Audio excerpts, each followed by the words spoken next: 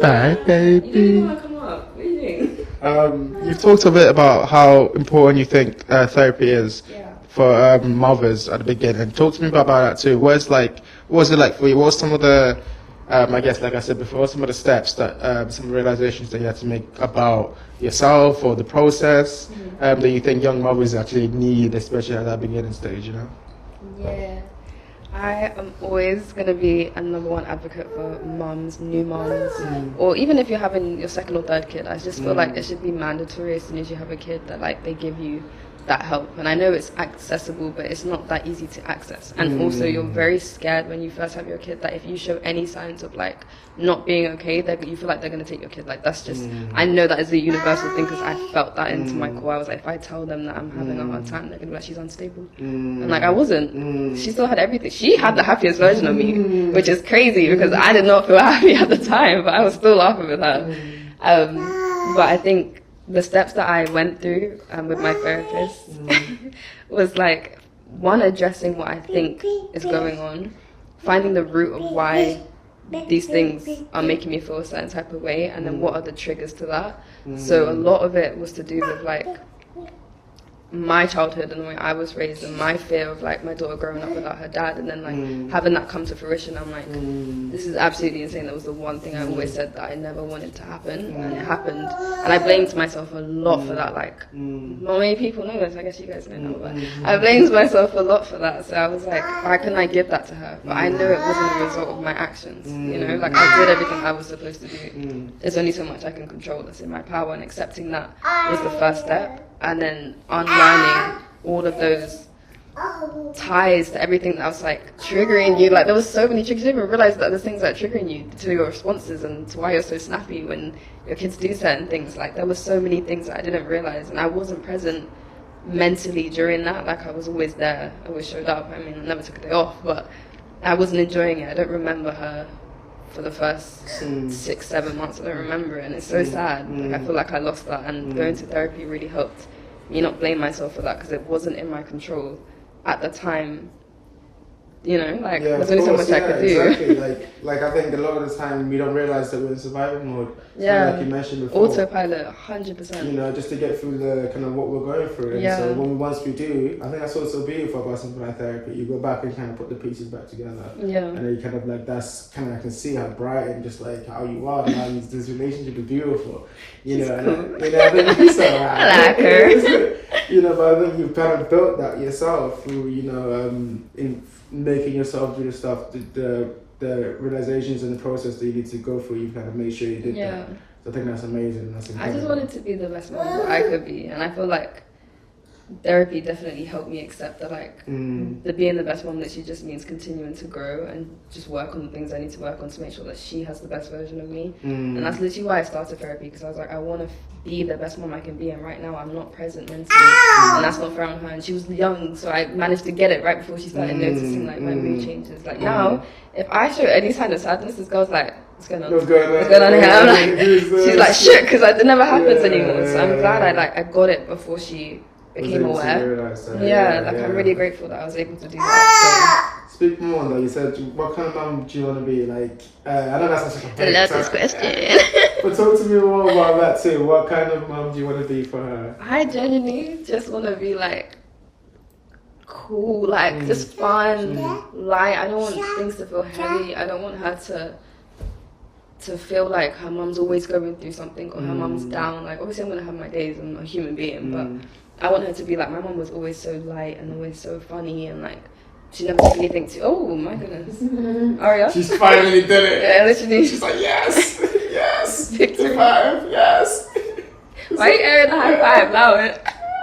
On camera too, like, alright, don't do that to me. Yay! We did it. Aria. We did it. Oh. Yay! No, that's not no. This is it. I don't mind it. So you can continue. Yeah. What was the question though?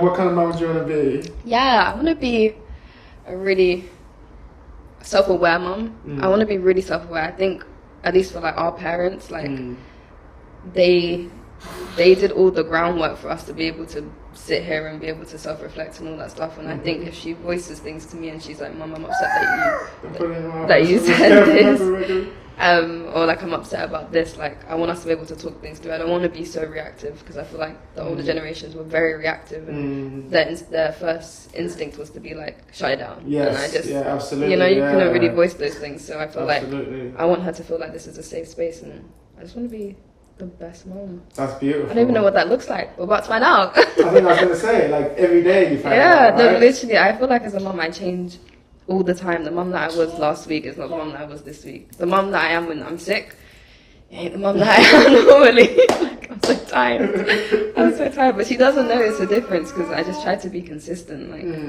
Like, her routine's the same. I don't change anything. So I just want her to feel. She will break that. She will yeah. definitely. She will. You're too strong. You're too strong. I'm sorry. I'll get beat up if you break this. So I can't let you break it. I'll bring you next time. One day you can just snap. Okay. She's like, all right. That bored bit. Yeah.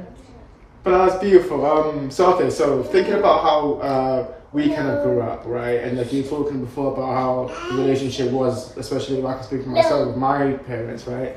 They were very reactive, very, I guess, always on edge and angry because of the stuff that I guess they had to, you know. What's some of the...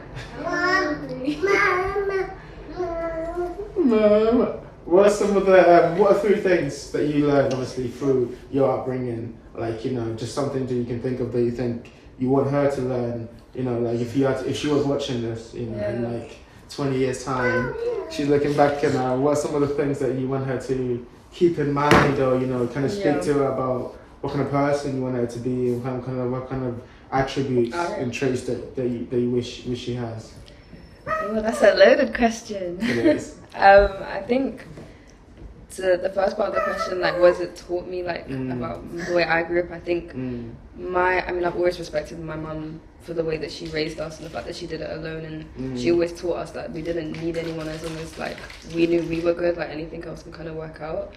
And I think our relationship changed so much after I had Aria and after I became a single mum, because I understood it on another level. Like, you can get it being a kid of a single parent, but when you then become a single parent, it's like you have this whole newfound respect, like even more intensely, because I'm like, I don't know how you did this, because I'm doing it and I don't know how I'm doing it, and when people ask me how I'm doing it, I literally cannot answer them because I'm just doing it, and I feel like you just kind of tune it out. So I think it's made me very close to my family. We're very, very tight now, which is honestly the best. And I think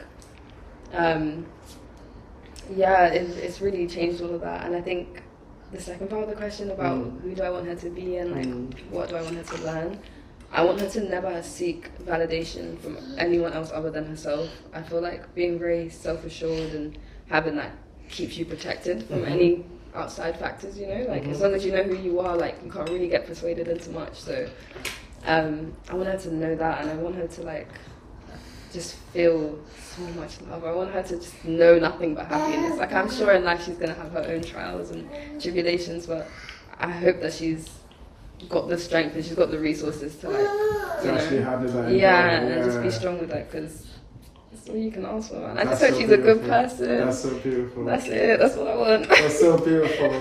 That's so beautiful. Also, I want her to be funny, because I can't fake laugh at jokes like that too. I can't. Like, I'm not fake laughing for the rest of it. So you can be funny. That try again. Try again. Try again. Watch some shows. Yeah, that's some jokes. That's amazing. Okay, let's wrap this up. So last question I always like to ask everyone on this, it's kind of a deep question, but it's kind of like this, looking at life. What do you think the meaning of life is? You've undergone so much change and growth. I can see such an evolution, and there's peace in your surroundings and in yourself. I think. What has that given you, perspective-wise, on what you think the meaning of life is and what's important to people or to yourself? Yeah. That is a heavy question. I feel like the meaning of life is just like, it's so short-lived. Like, we really don't have forever, and I feel like when you have a kid, it really puts it into perspective, because every day that I go outside, I'm like, you gotta get home to your kid, like, I gotta make sure I'm okay and everything's good. It's just given me a whole different perspective. I mean, like, nothing else matters. Nothing is ever that serious. Like, there's just nothing that can compare to like this. and making sure that this is always good and everything like that. So I don't know. I'm excited to see where life takes me. I have no idea where it's going to go because I did not see this coming a couple of years ago. But no, I don't know. I was also want to say, can you speak a little bit more, because we were talking about this before and I forgot to ask what it's like, because I know a lot of our generation, you right? I know a lot of our a lot of our generation are scared to build their own families, you know. They were taught a lot of times it's just, you know, like wait until you're like everything's perfect, you have the marriage and house and you know, and I think we're losing something there because we're not seeing what you clearly have here, which is a genuine love for another person outside of yourself, or invested in ourselves and what makes us fulfill, which is okay, it's good, but at some point that love for another being that you love more than yourself, that's such a beautiful thing. So speak to me a little bit more about that. What are some of the things people don't realize about family? I feel like people always assume that there's going to be a perfect time, and I'm not saying that my setup is perfect. Like I'm sure if I had, you know, there was two of us and we were doing it that way, I'm sure there would have been things that I didn't have to go through, you know. So I will never promote this lifestyle, but what I will say is, like, there's never a right time, and if you do find yourself in a situation where you are now having a baby and you feel like your life's about to change drastically, it's going to change. But there's just nothing that compares to it. It realigns everything, like your mindset, your perspective, like everything changes the minute you have this kid, and your purpose grows so intensely. Like I felt very lost before I had her, and then I had her and I'm like, I will do anything to make sure that she's good. Like by any means, literally by any means, I'll make sure she's good. And I think sometimes people need that drive. I feel like it will never feel right until you do it, because then everything makes sense, you know. And I think having kids and having a family, like, it's not something to be missed out on. It's unconditional. Like, this is unconditional. I can't not love that girl. Like, she keeps me up all night. I still love her. I'm like, you're so cute. With eye bags, I'm like, you're so cute. And the way she looks at me, I feel like it just makes it all worth it. And those moments make it all worth it. So I would promote it to anyone. That's so beautiful. And I think it's so much, so needed. I think I think it's amazing to see, just being around you two, just to see the love, the genuine love both ways. I think you're 100% right. I think it's one thing that we need to be more promotive of, and I think that you're doing such a great job by promoting it. And I'm so excited to see your journey. I'm so excited to see where you go, both of you, where you go from here. On all the social media platforms that you're on, and all the things that you choose to do, all the aspirations. I'm hoping you get a podcast one day. I can't wait for that. Of course, 100%. I'm there. Yes, exactly. Yeah, I think it's going to be so beautiful. I think it's so amazing. I think, I think your perspective and your clarity of thought and delivery, and also your experiences, and I think that's also important. You've actually gone through these things, and you've had the ability to go through them, process them, you know, and then now you can look back and be like, actually, this is what I've learned, this is what I've noticed. And I think anyone watching this, going through the same experiences, will be able to relate to so much of what you've said. Because I'm sitting there and even having gone through and being like, yes. So it's like, I can feel that it's, you know, the vibration is real. So thank you so much for doing this. This has been incredible. I always do end the podcast with an opportunity for the guest to ask me a question, since I've been asking you questions. If you have a question that you always wanted to ask me, this is your time. It is a surprise. I do surprise you on purpose, so that they're going to ask a question every way. Should have prepared. Yeah, should have prepared. What question do I have for Jazz? It's just anything. It could be anything. If you don't want one, that's also fine. I've got one. Go on. Oh, she's fighting me. What do you want your platform to stand for? Like, what do you want that message to be? Thank you. That's a beautiful question. It's a beautiful question. I think it's a lot of things, right? I think first